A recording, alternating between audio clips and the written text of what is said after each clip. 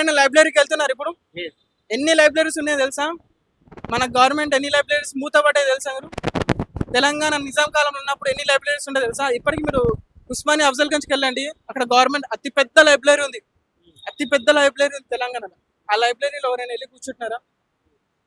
పేరుకి ప్రొఫెసర్లు, డాక్టరేట్లు పొందిన వాళ్ళు, రిటైర్డ్ అయిన వాళ్ళు ఏదో వెళ్ళి టైం పాస్ కి పేపర్లు బుక్కులు చదివి వస్తున్నారు. కానీ ఏ ఉన్నాయి ఇప్పుడు student just pass out PDF ఉంది కదా brother? PDF digitalisation, album open చేస్తారు, పీడిఎఫ్ లింకులు ఓపెన్ చేయడం, లేదా ఏ అడగడం. ఇప్పుడు ఏ ఈజీ టు క్యారీ ఉంది, ఈజీ టు స్టడీ ఉంది, రావచ్చు అందరికి. మీరు అక్కడికి వెళ్ళి బుక్కులు వెళ్ళి చదవడం కన్నా బెస్ట్ ఆప్షన్ ఇంకేది లేదు. అన్ని ఫోన్ మీద డిపెండ్ అవ్వలేదు.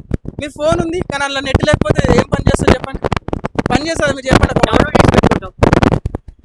అన్ని విధంగా డౌన్లోడ్ అయిపోతుంది చెప్పండి. మీరు ఎక్కడ పోయినా కానీ ఛార్జింగ్ ఉంటుంది ఉండదు. అదే బుక్ క్యారీ చేస్తే okay. So voice base study కూడా కావచ్చు మంచిగా. మీరు ఫోన్ చూస్తుంటారు, అందులో బ్రైట్నెస్ కి కళ్ళు గుంజడం కానీ చాలా ఇబ్బంది అవుతుంది. మీరు లైబ్రరీస్ ఎన్ని మూతపడి అందులో పనిచేసే ఎంప్లాయ్మెంట్స్ ఎంతమంది వెళ్ళిపోయారో తెలుసా మీరు?